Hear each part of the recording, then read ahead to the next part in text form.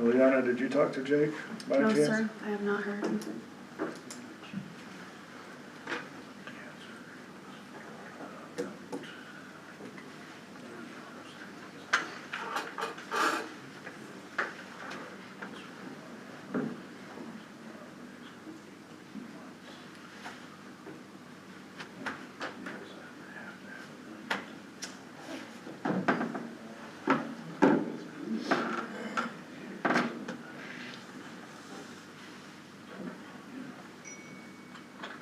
Liliana, whenever you're ready. Recording in progress. Call this meeting to order.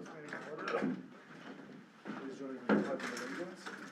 I pledge allegiance to the flag of the United States of America and to the republic for which it stands, one nation, under God, indivisible, with liberty and justice for all. Roll call for the record. Mayor Lindsay. Here. Mayor Pro Tem Howe. Here. Counselor Crane is not here. Counselor Weeks. Here. And Counselor Humbert. Here. We have a quorum. You may proceed. I would ask for a motion to approve the agenda. I'll make a motion to approve the agenda. I'll second. All in favor? Aye. Would you please get a motion to approve the consent agenda? I'll make a motion to approve the consent agenda. I'll second. All in favor? Aye. Okay, moving on to requests and responses from the audience. Did anybody have anything they'd like to present this evening? Okay, if that's the case, we'll move on to our staff reports. First up is our tourism director, Greg Ralph. Good evening, Mr. Mayor, Council, Manager Ware. This is a report on July activities and numbers from the tourism department. First up, Advanced Air. During the month of July, they ran at 44% occupancy, sending 45 people out, bringing 50 back. So a total of 95 enplanements on Advanced Air. The best news that I have to report is the short-term rentals Granicus program is moving along. The tourism department assumed responsibility from the finance department on that last week. Caroline has been going through, taking all the receipts from submitted reports since January. They're all listed on a spreadsheet now. She's cross-referencing all of them on business permits, lodger's tax permits. Then we can go into Granicus and find the non-compliant lodging properties. I will tell you right now that Granicus is showing that we have 936 lodging properties for rent in the valley, and we have 419 permits issued. So we're not even halfway there, which is kind of shocking, but we're on it. We'll get on it. Those audit letters will be going out by early next week, collecting some of these funds. A little background on some Mountain Town visitation numbers, because I'm trying to get some numbers on what we've been able to move in June and July. I'm a little early on looking for these things. But from other communities and other reports that Owen and I look at on lodging properties, most of this is coming out of a report that's put out by Entopia. They represent about 20 different mountain towns in 7 different states. Colorado Front Range destinations, Breckenridge, Keystone, Vail, all of those type of destinations. Their lodging is down 16% this summer. They were down only 2% in spending. So they feel that day trippers coming out of the Front Range were offsetting some of those drops in lodging and increasing rates. It covered some of the difference on that. So that's from there. Breckenridge in total is down about 15%, the town of Breckenridge in visitation and revenue. And the booking pace at those 17 mountain towns and 7 western states has declined every month over the last 6 months compared to the previous year. So there's one of the assumptions is it's the post-COVID Hangover's gone, or Halo, where people were looking for those drive close-in destination vacations. Cruise ships are now full, as some people can attest, from firsthand experience. And airplane travel's way up. So we're having to fight to get our share. But the good news is, we have a lot of drive destination people coming out of Texas, and that market continues to grow. So we're gonna keep going hard in those areas. Our July event performance, these are just numbers for July. July 4th, the drone show, the day before the drone show, 1,134 people, drone show 1,500. Blues Fest over those 2 days were about 2,300 people. Friday the 18th, just a regular Cool Summer Nights, 564. Friday the 25th, 759. Skate Fest over the 2 days, about 1,200 people. So overall, we had about 5,500 people going to our events in July. On social media posts, Facebook and Instagram and so forth, 18,000 people showed interest in going to those events. So I'll have to use that formula when we look at forecasting what we're expecting for events compared to what we're seeing in interest on social media. Our advertising performance in the month of July, our total for this year so far has been 15,662 booking referrals to our website. Strong for a new site, doing pretty well. Dallas, Albuquerque, and Houston were our top performers this summer. Albuquerque tends to come up in the summer, drops off a little in winter. We are now at 39,000 Facebook followers, which is great news, because now we can put out targeted messages to those people for a lot less money than buying just generic advertising. And we have 4,500 Instagram followers as well. We're building our database, so we'll start email campaigns. We start an email campaign next week for the Village Voice and for tourism-related events and other offers. Any questions for me this evening? Thank you, Director Ralph. Thank you very much. Up next is our Airport Director, Jeff Gilmer. Thank you, Mr. Mayor and Council. Mr. Strickland and Manager Weir. Excuse me. Wow, gotta get going. I'm gonna start this evening, and I may employ Kurt Tilt back there, but he's gonna smile at me and go, what? Back when we had the incident, the unfortunate incident about a month ago, an extraordinary thing happened in my eyes in this town, and one of Kurt's guys, Nathan Gopian, and he could probably tell the story better, but I'll give you the short version. Nathan went out as soon as he heard that evening and went into the wilderness on his own. He camped out overnight. He did his own search and rescue mission. How many hours did he spend, a day or so out there? Did he do? 3 days on his own, without any direction from anybody, just to go see this. Again, Nathan Gopian. So I just wanted to applaud so that everybody could know in the community that's watching this what extraordinary effort that was.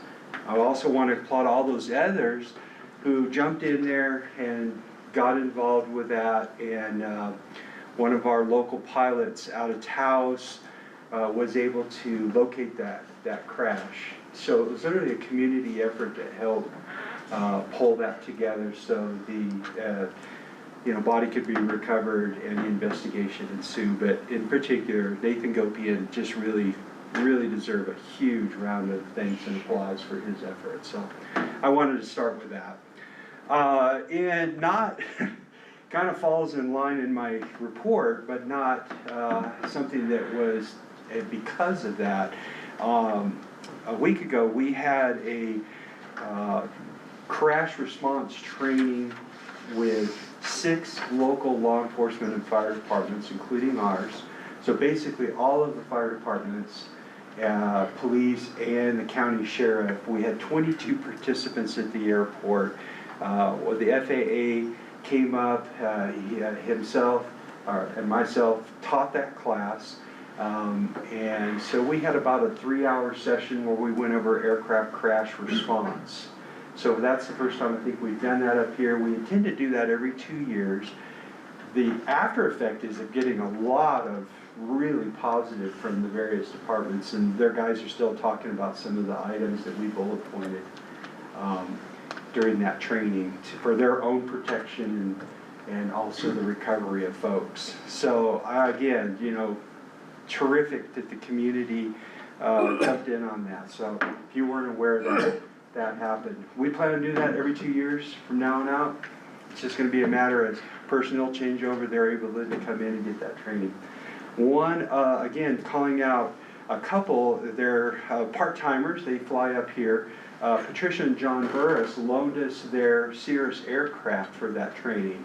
So we were able to pull the airplane into the hangar, and all the responders were able to get around the aircraft and actually see, believe it or not, we have aircraft out there with small rockets in the fuselage, their emergency parachute recovery system. So firefighters and police are going, oh, that's that. No, that I don't want to bump that or pull that. And again, it was Patricia and John Burris that loaned us the use of their airplane that afternoon. So I just trying to give props where they're well deserves. Part of that also, in the past, when I first came here 5 years ago, there was talk about doing an emergency response plan for the airport. It's not required. When we elevate this airport up in its certification, it will be a required document.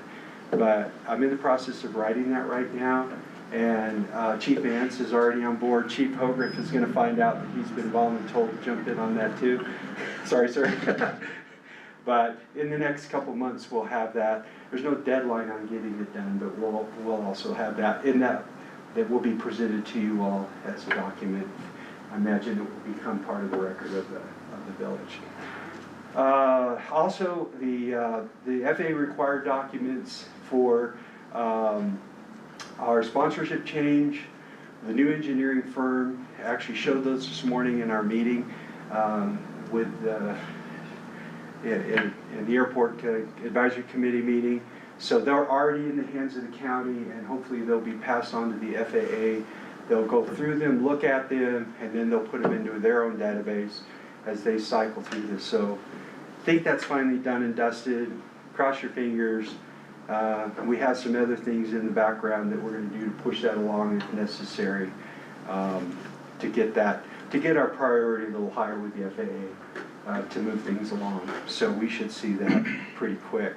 Another piece of information, we were told this past week that Senator Lujan, over the last 2 years, Cy Trujillo, Commissioner Trujillo, has been working about 2.5 years now with Senator Lujan's office to get a new snowplow for the airport. This will be the first time that the airport will get its own brand new snowplow. We had $447,000 that was allocated for that. It passed through budget, and we're just waiting on the president to sign that. Manager Weir explained it could be line itemed out, but it's kind of, you know, it's such a small thing in a giant budget that more than likely it'll pass. So for those listening in the community, that doesn't mean we'll have a new snowplow this year. But it does mean in the future, once the procurement process goes through, the truck gets built, we're really hopeful we'll have a new snowplow truck. So we thank Cy Trujillo and Senator Lujan for that. Should I say something about our meeting with the senator last week? Sure. Okay. So Manager Weir, myself, and Adrian met with Senator Lujan and some of his staff a week ago today. They were very excited about this airport. One of the staff members in particular, who's a retired Air Force C-130 navigator, was ready to come up and visit pretty quick. So we're trying to coordinate a time where Senator Lujan will come up and staff members do a tour of the airport, the village, and have some discussion about future grant funding and those type of things too. So a little bit of push on that. And then finally, it was brought up this morning, just about numbers, and I realized that this is an IOU. If we go back to 23 and 24, I'm just gonna give you overall numbers. So in 23, our operations recorded 447 operations in and out of the airport for the entire year. In 2024, it was 421 operations for the entire year. As of July, just closing out, moving into this month, we are at 305 for the year. So we are going into a slower season, but we expect to exceed the overall numbers for the last 2 years, and we've already exceeded the turbine numbers. So, I mean, we have 145 turbine operations already. That's our charters. That's not just private jets, but a lot of net jets and those kind of people be in. Where last year there was 145 for the whole year. So you can see that we're in good track with our numbers. So, I think I've taken enough of your time. Is there any questions? Mr. Mayor, Council, Jeff, can you update them on the county grant for the new bay door and the fuel station and all that? Okay, yes, sir. I certainly can. As of this morning, the engineering firm that is doing that, so they were still responsible to move that grant forward and get the building done. We are in kind of a pause with a potential change in the contractor. So it'll be next week before the county can go back and vote to pick up maybe number 2 person and then move that forward. So we're still in limbo. The engineer still thinks that all of the work will be done. I believe you are aware that the new hangar has been set aside, but the door replacement, the fuel containment, and the fuel farm covering is part of that grant money, and that's what's cycled in to be able to be completed by May 28th of next year. That Molson Corbin is our engineer on that project for the county, and he was having discussions yesterday with state aviation, and one looking for additional funding, but also talking about how if we hit that deadline, it can be extended again a little bit farther. So we're kind of sitting on the edge of when this thing gets stopped, or do we move forward so that there's not a liability on the village to pay outside of the grant that's there. So that's the update. So as soon as it's kind of happening on a weekly basis, of my next meeting, hopefully I'll have more with some dates. We were informed this morning of the airport lighting project. This is new. Runway edge lighting and signs is now kind of also in limbo too. So that's based on the contractor not being able to get the product to put it in the ground before it snows. So any questions on that? Okay, thank you all. Thank you very much. Next, our Public Works Director, Kurt Epler.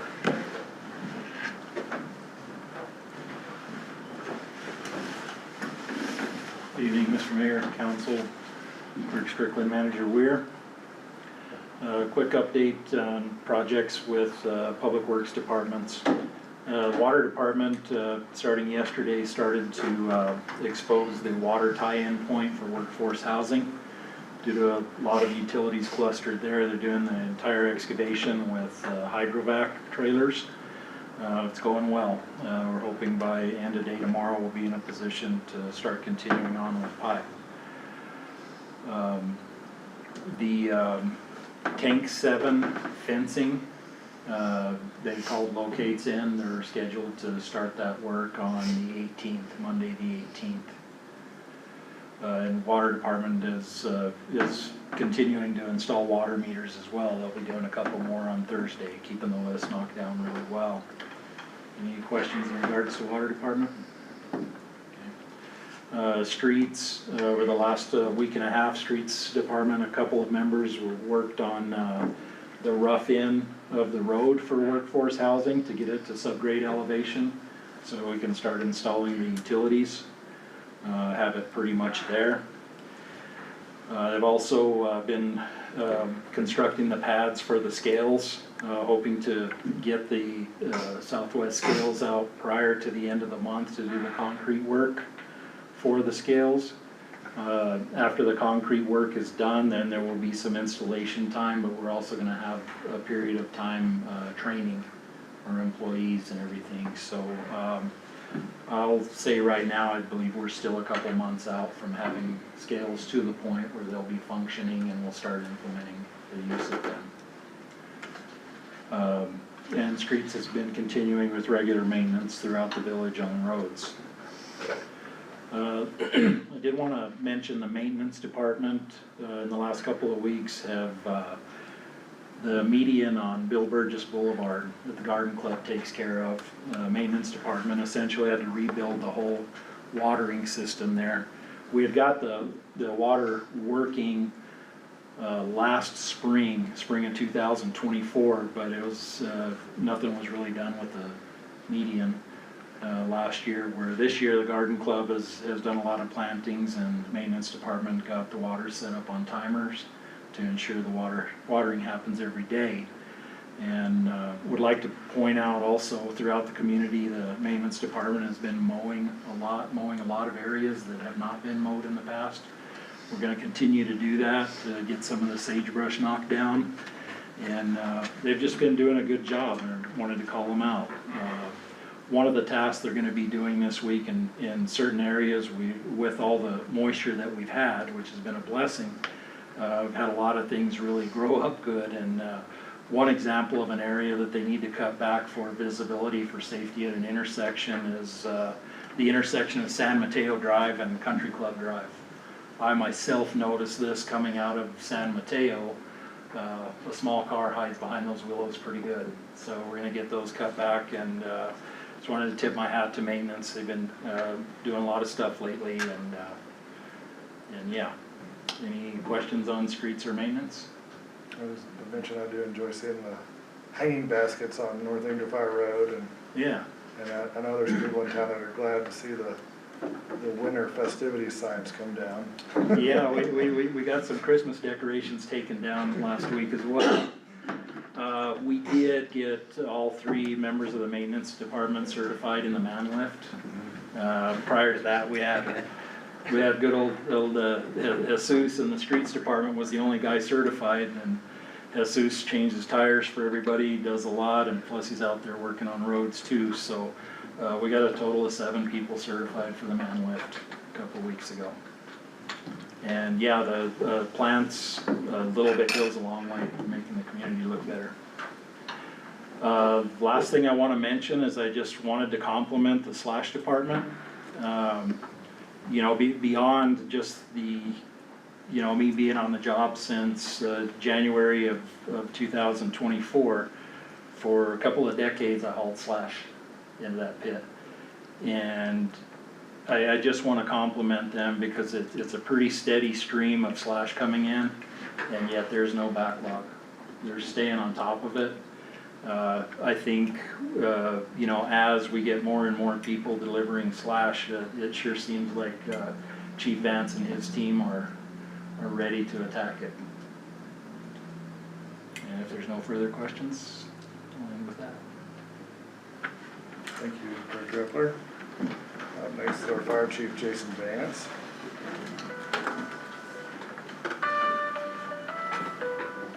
Hope that's not me. Good evening, Mr. Mayor, Mayor Pro Tem Howell, members of council, Manager Weir, Clerk Strickland.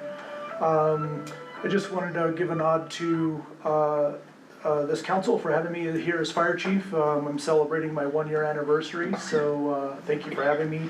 I'm still very humbled to be a public servant and a proud member of this community. So again, I just wanted to extend my thank you for keeping me on as fire chief. We had I did want to also mention, Mr. Epler, thank you very much for the compliments. I'll pass that on to the slash team.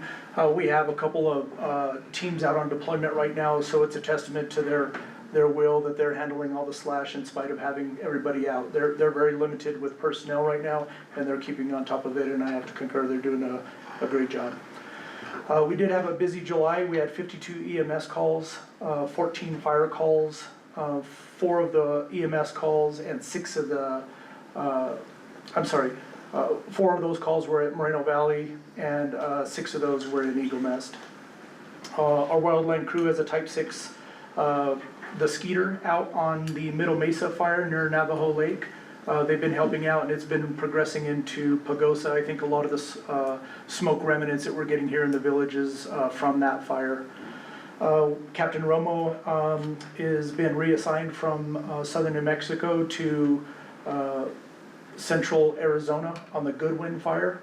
Both of those should be back by the end of next week. They're both on 14-day deployments. Lindsay Reed has been super busy. I'm pleased to announce that she completed 5 so far in August, 5 defensible space ordnance assessments, and she has 8 more scheduled for the rest of the month, and her total now is 81. She's completed 81 assessments, so pretty proud of that endeavor that we're on. Next week we will be finishing all of our hydrant testing for the village. The group that's doing it, Waterways, has reported that they have found several new hydrants, maybe upwards of 20 or more hydrants that were not previously identified on lists. And just to make you aware that we will be current with our 5-year testing schedule as of after next week, and that'll be the first time that I know of that will be completely brought up to date. Super important if we do have an ISO inspection in the near future, which we are due for every 5 years. It's important that we have all that hydrant testing. I did also want to mention thank you for the training that we had, the FAA all-knot training, the aircraft rescue training. Just wanted to add in that Mr. Joe Cluck from the FAA came out and did that training. And we had participants from Moreno Valley, Sierra Bonita Rincon, Eagle Nest, Angel Fire Police Department and Fire Department, and Colfax County Sheriffs, and total 22 total first responders in that class. Great benefit to the village. This morning we submitted successfully a fire protection grant for $600,000. That was submitted large in part because of Rocky. Thank you for your help on that grant and every grant that we submit. We proposed this grant to purchase a metal building kit designed in collaboration with our architects for the new fire station. So hopefully if we are awarded that, we'll find out by January, and that'll help purchase that metal building kit for the new Fire Station 1. Speaking of Fire Station 1, we will have a full working set of plans by the first week of September, so I'll be before you here at council asking to approve those plans for Fire Station 1. I also just wanted to take the opportunity to discuss our staffing. I don't think we talk our numbers in the fire department enough, so just wanted to give you some numbers as far as how many people we have in the fire department for different things. Keep in mind that some of these people are firefighters, some of these people are EMTs at different licensure levels, so these two mixes are not exclusive lists. But we do have a total of 15 firefighters on staff. We have 9 paramedics, 4 EMT intermediates, and 6 EMT basics, so a total of 17 EMS licensed staff, either part-time or full-time, and 14 of those firefighters are paid, 1 of them is volunteer. We have 7 chaplains, 4 total volunteers, 12 part-time personnel or PRN personnel, and 8 full-time. And then with Wildland, we have a total of 9 personnel as well. So any questions? Good, thank you. Thank you, sir. Okay, up next, our police chief, Gary Hildreth.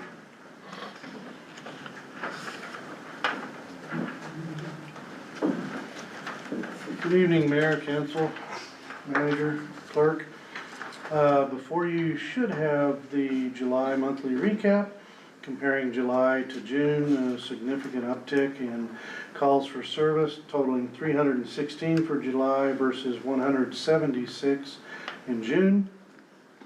The incident or call for service reports went up from 70 to 112. Warrants generated were 3 versus 2 in June. There were 7 arrests versus 1 in June. There were 4 crash reports, which remained the same as what June was. 63 traffic citations for July, up from 40 in June, and matching what happened, or what was the performance was in May. Non-traffic citations, there were 4 versus 5 in June. And I just want to go into under other and mention that the July events, the attendance, at least in my opinion and observation, certainly looked up from a year ago when I just started as your police chief and had only been here a couple of months or so. Well done, Greg. If you can hear me. Team, the whole village. Yes, there you go. This has already been mentioned by the 2 previous reports, but I was pretty proud, Jeff and I had been working on this since last fall, trying to get the FAA aviation safety training here. We ran into numerous delays with federal travel and so forth, but we finally got it pulled off. We had 4 officers, 4 of us that attended that. Officer Sanchez attended crime scene investigations. That is a basic class. He was here in New Mexico. And then Officer May and Sanchez both assisted Moore County Sheriff's Office with their annual fiesta, kind of a payback from the barter. They came up and helped us with balloons. I sent officers down to assist them with fiestas. So it's a good trade-off and partnership to have established with Moore County. So with that, I'd stand for any questions, comments. I will see you back at the podium shortly. Thank you, Chief. Okay, finally this evening in staff report, we have our finance director, Adrian Rendon. Evening, Mayor, Council, Manager Ware, Clerk Strickland. If I can call your attention to the green chart that you've got there in front of you, we just wanted to give you a sample of some of the visuals that we're working on as a part of that budget analysis for the village. I'm going to start off with the one that's got the 2 bars in front of you. So what you're looking at here is the green bars represent the revenues. So the bottom of it, the dark green, that's the cash in hand. The light green on top of it is where we expect to be at the end of the year. The red bars that you see there, the one at the bottom that's solid, that's the expenses that we've already done for the year. And the bar that's got the dots there at the top, that's where we think we're going to be by the end of the year on expenses. So with that being said, the solid red line at the bottom should never be any higher than the dark green bar. And same thing at the top. The dotted red line should not be higher than the light green at the top. As long as we're seeing that, then we're healthy if we can get to the end of the year. So what you're looking at in front of you is FMO1, which is fiscal month 1, which would be July, and fiscal month 2, which is August. So the second column represents us right now where we're at as of the middle of this month. And by the end of the year, that's what that other page represents. It's kind of to give you a little bit of a visual of what it will look like by the end of the year. Obviously, these aren't the numbers because we haven't gone through those future months yet. And so all you're seeing is just basically August is repeating itself. So, but, so this particular chart that you're looking at, this is the general fund. And so what I'm going to be doing is preparing one of these for each of the funds, and I'm going to be submitting those to you so that you can review them and get an idea about what the health of each of those funds are. Whenever I come before you, I won't be addressing each one because I'm tracking 22 different fund codes.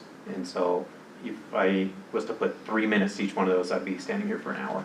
So, but because you have the read-aheads, if you do have any questions, I'll be able to address those.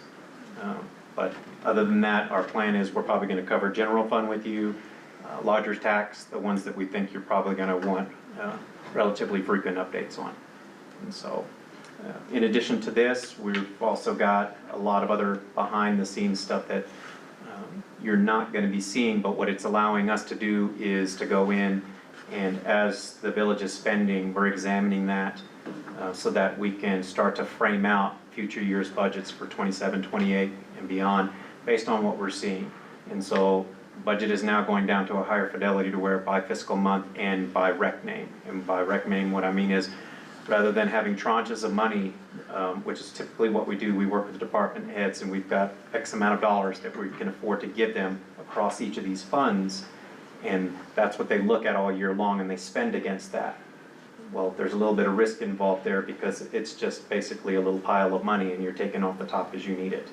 And it's easy to forget what we planned on buying when we set that number up at the beginning of the year versus at the end of the year, because by the end of the year, the plan's gone out the window. You know, this budget gets approved and then the year starts and it completely changes.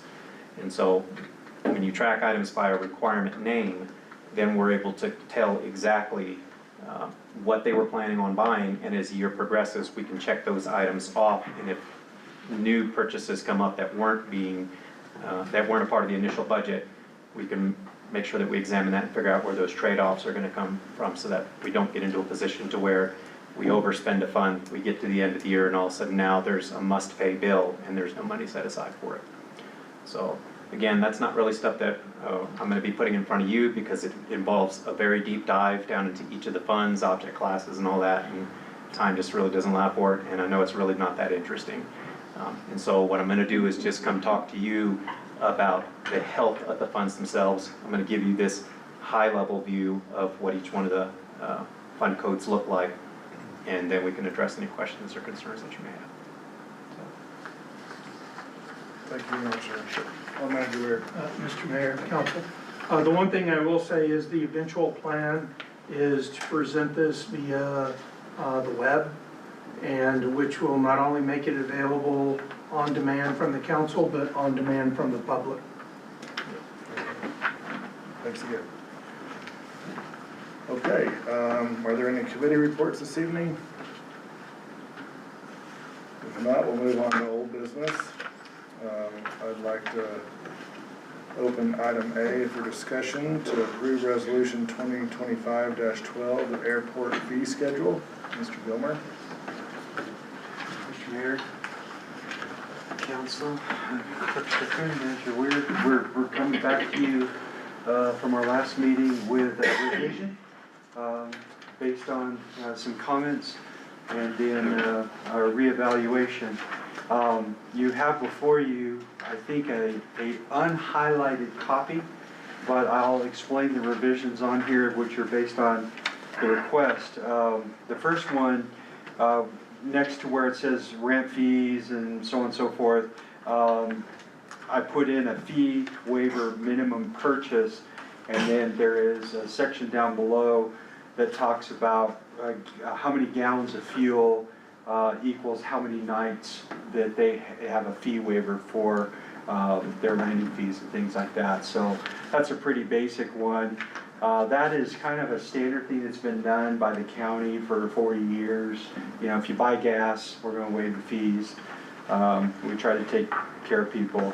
I think codifying this is really a very good idea within the village, since this has been ad hoc for so long. If you go down to the second page, right, if you look at the narrative, it starts out with aircraft leases based on Angel Fire, at Angel Fire, free parking up to 2 vehicles during lease agreement time frame, and that basically says you got an airplane, you're paying X amount per year, you get to park a vehicle here. We issue the passes, they put the hang tags in their cars, they're good to go. Short-term daily, the first 5 days are free, and then after that it's $6 a day up to 14 days, and then we begin to negotiate a month, kind of rolling back to what it was before. Advanced air patrons park for free during their travel period, but they need to check in just so we can put a hang tag in their car and say, hey, you know, that there's a reason why this car is sitting here in case we have a need. I think that was one of the big ones that was addressed in the last meeting. Monthly fee, $100 a month, and yearly $1,000. That's pretty good. That's pretty good rate, considering what storage places like to charge. Now, I did not change, but I realized one thing that's in here. One of the things that we don't do, we will not be allowing trailers and RVs and boats and such for parking there. So we are gonna become a storage lot with these fees. And I apologize, Manager Weir, if that should be in there, or if that's No, just that's a something. policy. That's a policy, okay, good. All right, fuel policy, pricing, cost plus consider regional market prices, so we'll make a percentage that's gonna waive just like any gas station because fuel changes its price from day to day, unfortunately. And then the big one that we had a discussion, Mayor Pro Tem, was military aircraft are exempt from all fees for short-term use.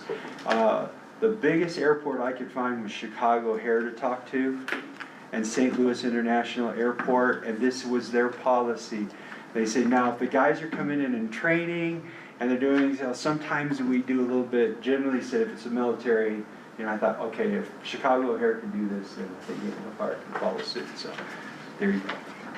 And that's it. Any questions? If there's no further discussion or questions, I would ask Mayor Pro Tem Howe to make a motion.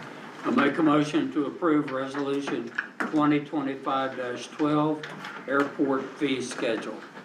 I'll second. Roll call vote on item A for old business. Mayor Pro Tem Howe, Aye. Counselor Weeks, Aye. and Counselor Humbert. Aye. Motion passed. Moving on, old business, item B, I'd like to open the discussion to approve architect design document for the new fire station. Chief Vance.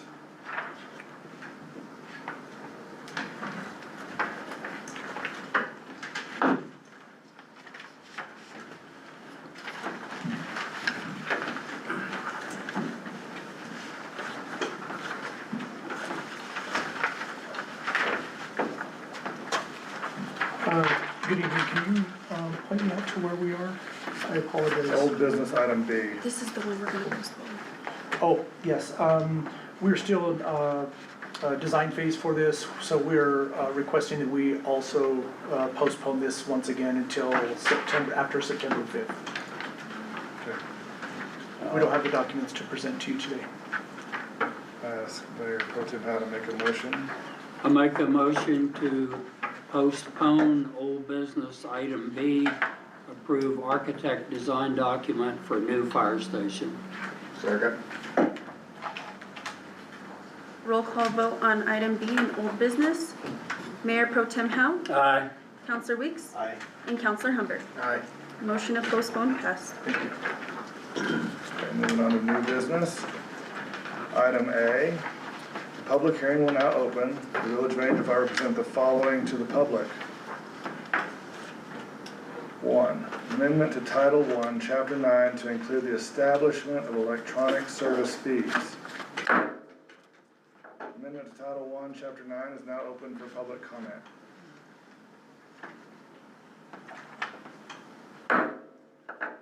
Amendment to Title I, Chapter 9 is now closed for public comment. Moving on to item 2. Addition to Title II to establish a donation leave policy. The addition to Title II is now open for public comment. The addition to Title II is now closed to public comment. Item 3. Addition to Title II to establish a recording of meetings and conversations policy. The addition to Title II is now open for public comment. The addition to Title II is now closed for public comment. 4, amendments to Title 12, Chapter 11, Chapter 1, Section 4 to include variance fees that the village council resolutions shall set. Amendment to Title 12, Chapter 1, Article C, Section 4 is now open for public comment. Amendment to Title 12, Chapter 1, Article C, Section 4 is now closed to public comment. Item 5, amendment to Title 12, Chapter 1, Section 5 to authorize 1, consideration of variance request to the maximum occupancy for short-term rental unit by way of village council. 2, the village manager shall identify a designee to evaluate a variance request and prepare a recommendation for village council consideration. amendment to Title 12, Chapter 1, Section 5 is now open for public discussion. Amendment to Title 12, Chapter 1, Section 5 is now closed for public discussion. Moving on to item B, new business. I'd like to open discussion to approve ordinance 2025-09, an ordinance amending Title 1, Chapter 9 of the Village Code. Manager Weir. Yes, Mr. Mayor, Council, this is an amendment to Title I that allows us to have a surcharge that's gonna be designed to recoup additional expenses whenever a payment is made by electronic means. So basically, a lot of people refer to this as a credit card surcharge.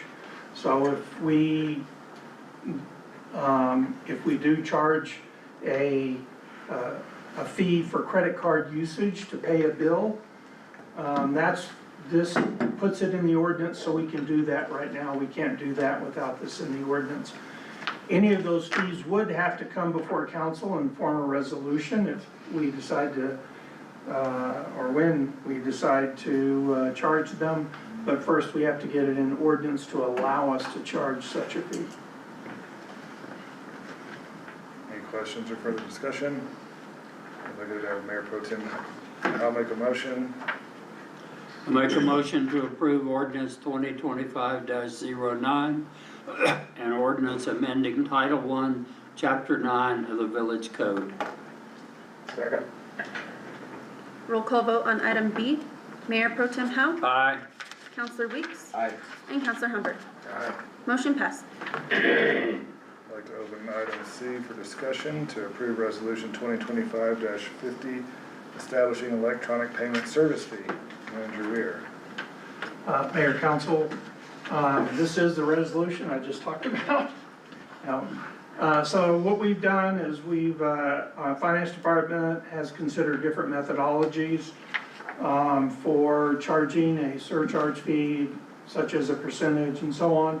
There are some statutes that require us to be consistent among the way we charge.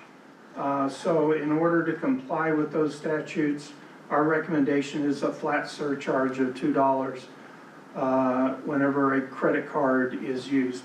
It's not going to recoup 100% of the expense, because if somebody pays for a big bill, the finance charges are going to be greater than $2. If they do something really small with their credit card, it could be, the finance charges would be less. So we're not going to 100% recover the expenses we incur when somebody uses a credit card. But right now, as a starter, we feel that this is something that will help with offset some of the costs that we're going to be incurring or are incurring currently with the use of credit cards. So that is the recommendation from the Finance Department, to choose a flat rate of $2 per transaction. And it skirts us around any potential conflict with state statute that requires us to charge every type of transaction the same. Further questions or discussion? Mayor Pro Tem Howe. Make a motion to approve resolution 2025-50, establishing electronic payment service fee. I'll second. Roll call vote on item C. Mayor Pro Tem Howe, Aye. Counselor Weeks, Aye. and Counselor Humbert. Aye. Motion passed. Okay. I'd like to open item D for discussion to approve ordinance 2025-10, donation leave policy. Is our HR director online with us this evening? She couldn't make it. She couldn't make it. Mr. Mayor, I can speak to this. Manager Weir. So there was a request, Mr. Mayor, Council, there was a request for staff that have accumulated PTO to be able to donate it to other staff in situations where the staff may not have, the person receiving the donation may not have enough PTO to cover an extended period of absence. As you know, you did previously approve this as an administrative policy. This is simply incorporating it into the personnel ordinance. No further discussion or questions, Mayor Pro Tem Howe? I make a motion to approve ordinance 2025-10, donation leave policy. I'll second. Roll call vote on item D. Mayor Pro Tem Howe, Aye. Counselor Weeks, Aye. and Counselor Humbert. Aye. Motion passed. Okay, item E, I'll open for discussion to approve ordinance 2025-11, recording of meetings and conversations policy. Manager Weir. Mr. Mayor, as you may know, and council, as you may know, the state of New Mexico in state statute allows for what they call one-sided consent to record a conversation. That means if I'm having a conversation with you, I can record it. I don't have to tell you that I'm recording it. After consultation with our legal counsel, and the way that is if I record it, I can use that in a legal battle, a criminal legal battle, one-sided conversation. So the statute doesn't preclude us from establishing a policy that requires consent from all people that are involved in the conversation before a conversation is recorded. As long as we're not doing anything criminal, we can establish this policy that basically says, if you're gonna record a conversation, everybody has to consent to it. And so that's what this policy is gonna put in place, is if you wanna record a conversation while the village is conducting business, you have to get consent from all parties to record that conversation. No further discussion or questions, Mayor Pro Tem Howe? I make a motion to approve ordinance 2025-11, recording of meetings and conversations policies. Second. Roll call vote on item E. Mayor Pro Tem Howe, Aye. Counselor Weeks, Aye. and Counselor Humbert. Aye. Motion passed. Okay, I'll open item F for discussion to approve ordinance 2025-XX, amendment to Title 12, Chapter 11, Chapter 1, Section 4. I don't believe Mr. Martinez is with us this evening. Manager Wood, are you prepared to speak on that? Yes, again, I apologize for Mr. Martinez who's not being here. Mr. Mayor, Council, what this does is Title 12, which is a relatively new title for us that we just put in place. But one of the pieces of that title that we did not specify, we allowed in the title, but we did not specify, was variances. So in Title 12, it says that we can provide variances to the requirements for the occupancy requirements based on the number of bathrooms in a facility. It says that we can do a variance, but it doesn't define under what scope that variance can be applied for and what the council would consider in order to approve that variance. And this is simply an addition to Title 12 that is more specific in allowing those variances to be addressed by the council. Any questions or discussion? Mayor Pro Tem Howe, do you make a motion? I make a motion to approve ordinance 2025-XX, amendment to Title 12, Chapter 11, Chapter 1, Section 4. I'll second. Roll call vote on item F. Mayor Pro Tem Howe, Aye. Counselor Weeks, Aye. and Counselor Humbert. Aye. Motion passed. I'll open item G for discussion to approve ordinance 2025-XX, amendment to Title 12, Chapter 1, Section 5. Mr. Mayor, Council, again, Basically, this allows us to establish a fee for applying for that variance that we just previously approved. The,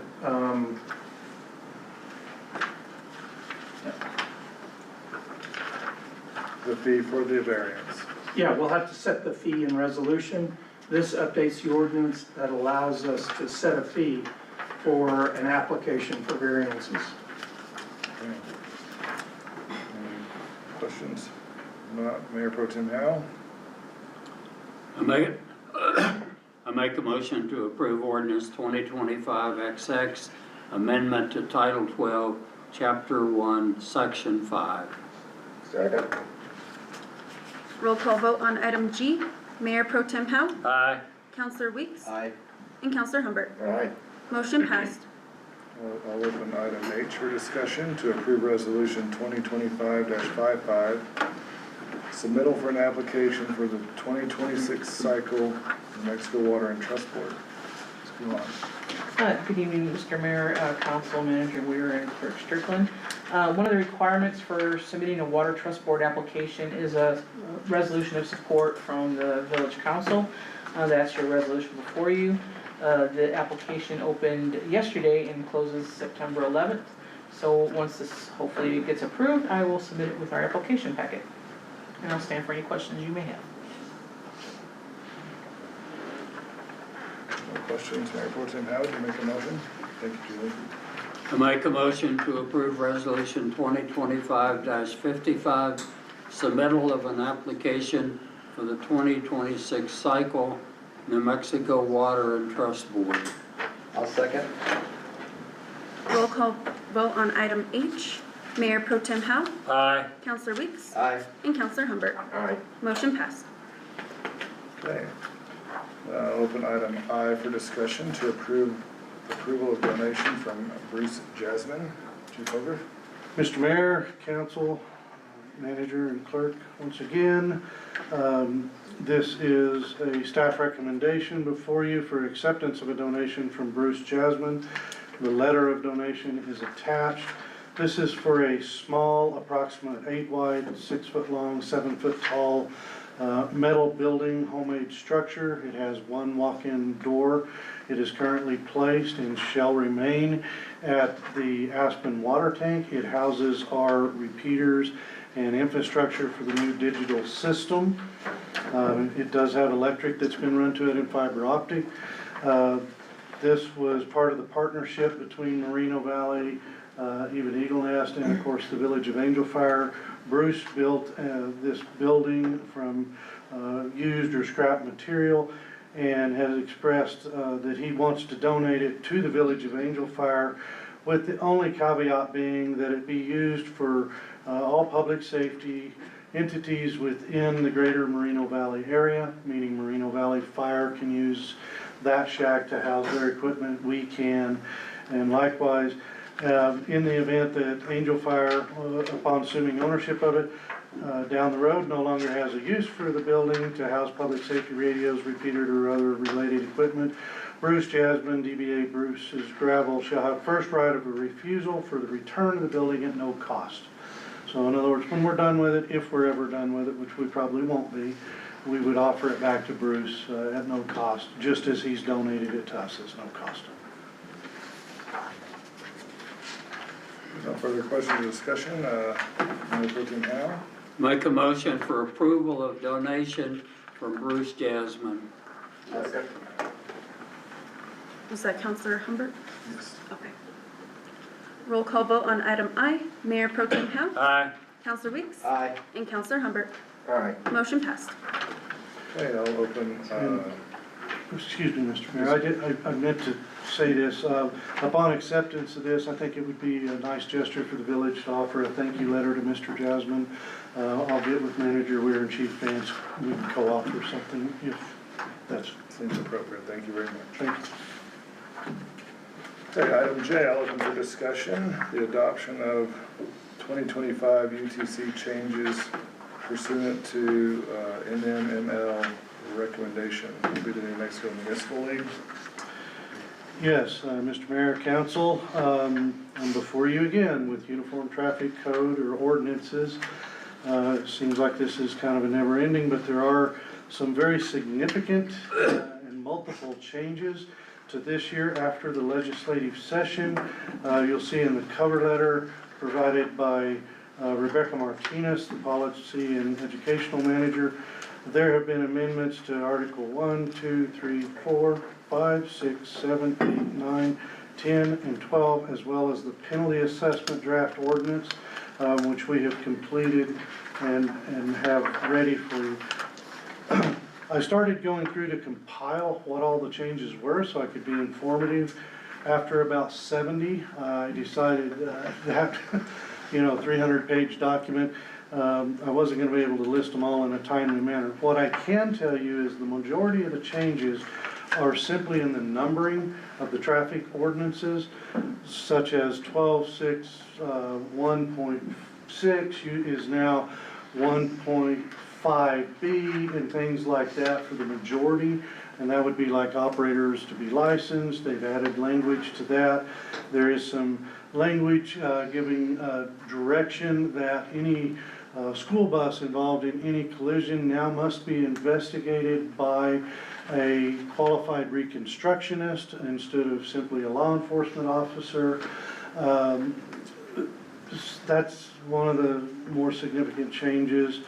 One that I was hoping to see in there is not, and it related to the ROHV ordinances allowing municipalities greater authority.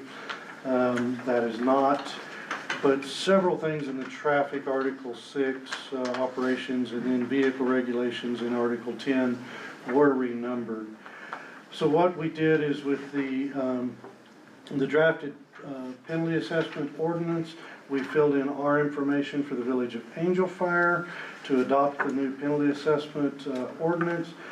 We did not change our penalty assessments from what was adopted by this governing body last time. There was added to that one that wasn't in there before that is in the municipal leagues now, and it's the first one, bicycle laws under 12.8-1 through 12.8-25. I left those at their recommended $25 penalty assessment amounts.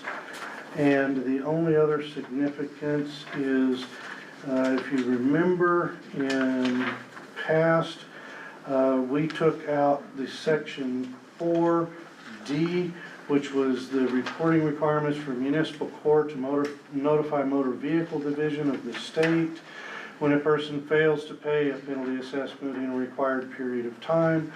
That is now put back in. So that is a very short synopsis of the major changes in this document, and I would stand for questions if I can answer them. Chief, do we have an officer that can do the school bus reconstruction accident? No, we do not have a reconstructionist on the force. That would most likely mean any collision involving a school bus, we would hold the scene and the integrity until state police could arrive. Okay. The nearest, to my knowledge, is still out of Santa Fe.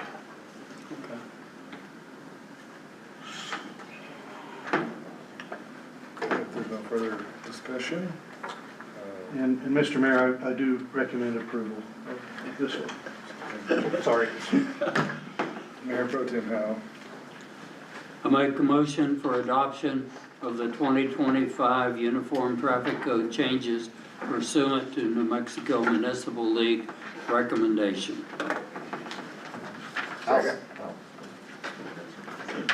Roll call vote on item J. Mayor Pro Tem Howe. Aye. Counselor Weeks. Aye. And Counselor Humbert. Aye. Motion passed. Okay, moved on to item K, open for discussion. Approval of consultant pharmacist contract 2025. Chief Vance. Mr. Mayor, Mayor Pro Tem Howell, members of council, Manager Weir, and Clerk Strickland, hello again. This is an operational cost for the fire department in order for us to operate an outpatient pharmacy. This is something that we renew every 4 years as a stipulation. I think it's letter K in the contract, if I'm not mistaken. Oh, I'm sorry, it's at number 4. It recommends that we renew this contract every 4 years, so that's why I'm standing in front of you. Our consultant pharmacist is required to operate a PRC licensed ambulance service, which we do, which means we have a fully staffed ACLS, Advanced Cardiac Life Support, ambulance service that's staffed 24/7, 365, and we're able to transport patients to the hospital and bill for that service. In order to do that, the Board of Pharmacy requires that your consultant pharmacist comes in every quarterly inspections and inspects our process and procedures. They serve as a consultant to Angel Fire Department for any changes to our pharmaceutical formulary, et cetera. Many people don't know we pretty much bring a emergency room to any emergency scene. We have a full complement of ACLS drugs, epinephrine, and all those types of things, and we have to have a pharmacist over us with a professional license to be able to conduct that service. So it's my recommendation that we approve the continued service of our consultant pharmacist and approve the contract. You have any questions? Questions or discussion? I'll ask Mayor Pro Tem Howe to make the motion. I make a motion for approval of consultant pharmacist contract 2025. I'll second. Roll call vote on item K. Mayor Pro Tem Howe? Aye. Counselor Weeks? Aye. And Counselor Humbert? Aye. Motion passed. Okay, thank you. Thank you, Chief. Item L, I'll open for discussion to approve resolution 2025-59, solid waste transfer rates. Good evening again, Mayor, Council, Kirk Strickland, Manager Weir. Once again, we're going to attack Resolution 2025-59. An explanation of this is we discovered that there were 3 items that were being charged for at the solid waste facility that were not on the list in resolution with pricing. One of those 3 items was pine needles, and you see that it's not included here, but it was included in resolution and pricing by the Slash Department earlier in the year, as once they get their point of sale, they're gonna start accepting pine needles, so that's why it's not included in here. Until that time, solid waste will honor that price that's in resolution. The 2 items that you see down to the bottom are non-hazardous solid waste at $10.60 a cubic yard, and rocks and dirt at $58.29 per cubic yard. These are items that have been accepted and charged for in years past, but the pricing was never put into resolution. So that's the adjustment we're making today. Are we gonna change, like, eventually, I guess when we get the scales, we might change that rocks and dirt tonnage? Yes. Weight? Mr. Mayor. Yes, council, once we get the scale set up, all of our cubic yardage fees will be switched to tonnage. Item M on the agenda plays into that as well. Stand for any questions? If there's no further questions or discussion, I'd ask Mayor Pro Tem Howe to make a motion on item L.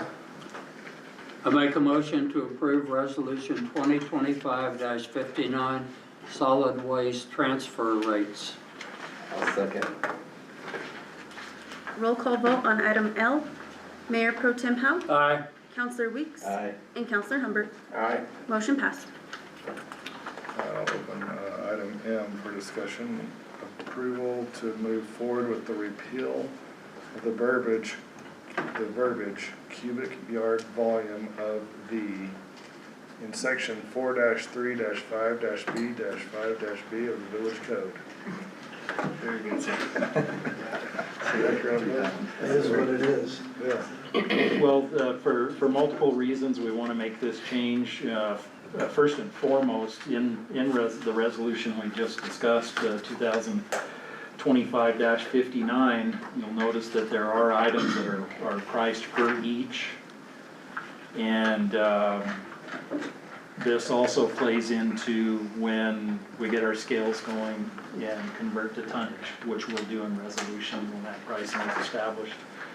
But given that in ordinance it did say the fee for this service shall be based upon the cubic yard volume of the material disposed, eliminating this, it will then say the fee for this service shall be based upon the material disposed.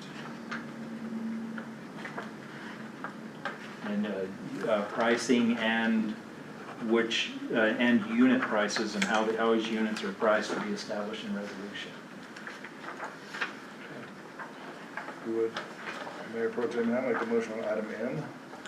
I make a motion for approval to move forward with the repeal of the verbiage cubic yard volume of the, in section 4-3-5-B-5-B of the village code. I'll second.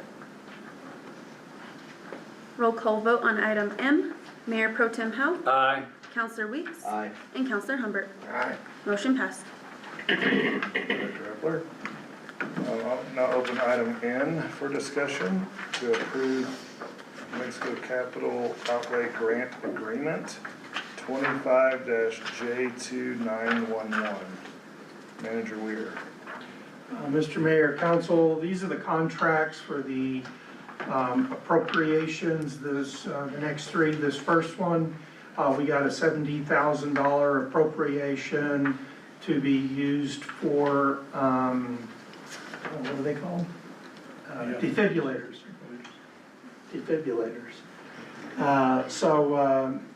This is the contract. These have been submitted to legal counsel for review and approved, and are now required to be approved by the council so that we can receive the monies.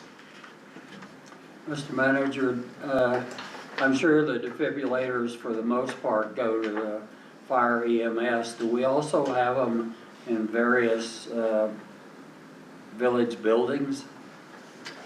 Not current, chief. I think we have them in. You want the community center? There is one at the community center.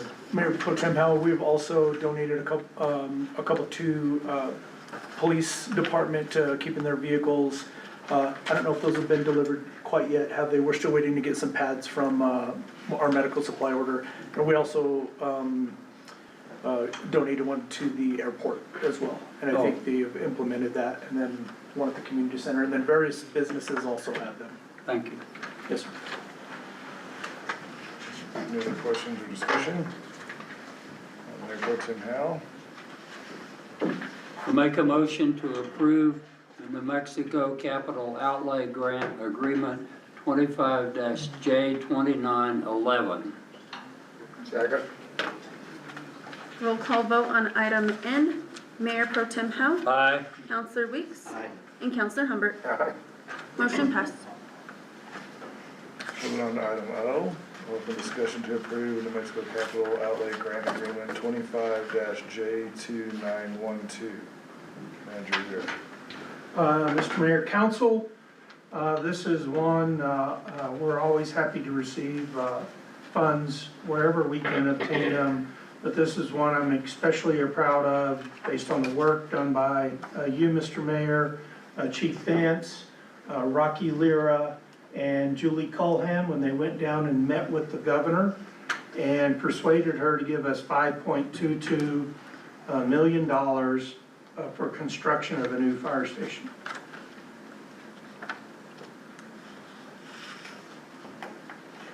Further questions or discussion on item O?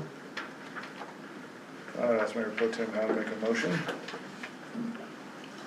I make a motion to approve the New Mexico Capital Outlay Grant Agreement 25-J2912. I'll second. Roll call vote on item O. Mayor Pro Tem Howe, Aye. Counselor Weeks, Aye. and Counselor Humbert. Aye. Motion passed. Manager Weir. Yes, Mr. Mayor, Council, before we proceed, I guess I was remiss in not mentioning both of our representatives who also contribute a portion of that $5.2 million. So both our senator and our representative also contributed to that money. Thank you, Manager Weir. Moving on to item P, I'd like to open discussion to approve New Mexico Capital Outlay Grant Agreement 25-J2913. Manager Weir. Yes, Mr. Mayor, this is the appropriations that we will be receiving. It is 1.226902, $1,226,902. This money will be utilized to develop structures at the Veterans, the National Veterans Wellness Center. As you know, we're in the process of them donating the land to the village so that this appropriations can be managed by the village in order to have that property developed. We are probably, will have that all completed at the next council meeting. Then we'll be able to receive this money and work with Veterans Wellness to start the process of constructing the facilities that they'd like to see on their property. Any further questions or discussion? Mayor Pro Tem Howell? Make a motion to approve New Mexico Capital Outlay Grant Agreement 25-J2913. Second. Roll call vote on item P. Mayor Pro Tem Howell. Aye. Counselor Weeks. Aye. And Counselor Humbert. Aye. Motion passed. All right, I'm gonna open item Q for discussion, approval of purchasing a CX 140E excavator. Director Epler.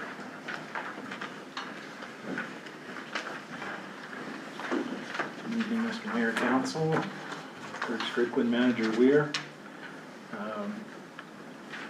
We would like to move forward with purchasing this excavator, piece of equipment that, as we're doing some of these projects in-house, has already proven to be useful. We did start out leasing this machine in the spring to start on Allen Fields. 100% of the lease is applied to the purchase price. And it's currently at Workforce Housing. We'll be starting there. We'll be involved in the over excavation and utility installation for the fire station. Will be into play when we build a new event center back here in the back. But it'll also be utilized in Streets Department with some of our larger culvert replacement projects. And the machine will have multiple uses. I stand for any questions. No further questions or discussion? Item Q, Mayor Pro Tem Howell. Make a motion for approval of purchasing a CX 140E excavator. I'll second.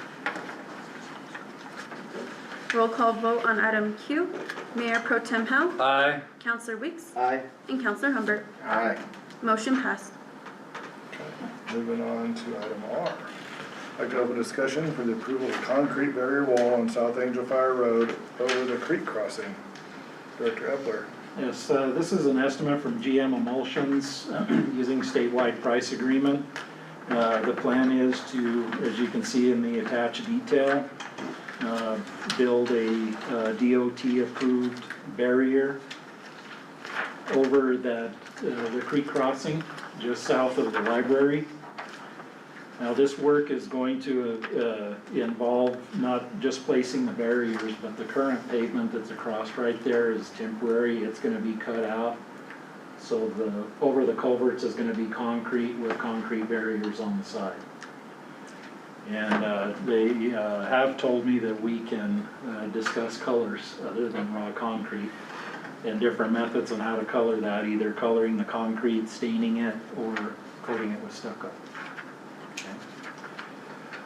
Does that look like it'll be wide enough for a pedestrian crossing to cross that bridge, or?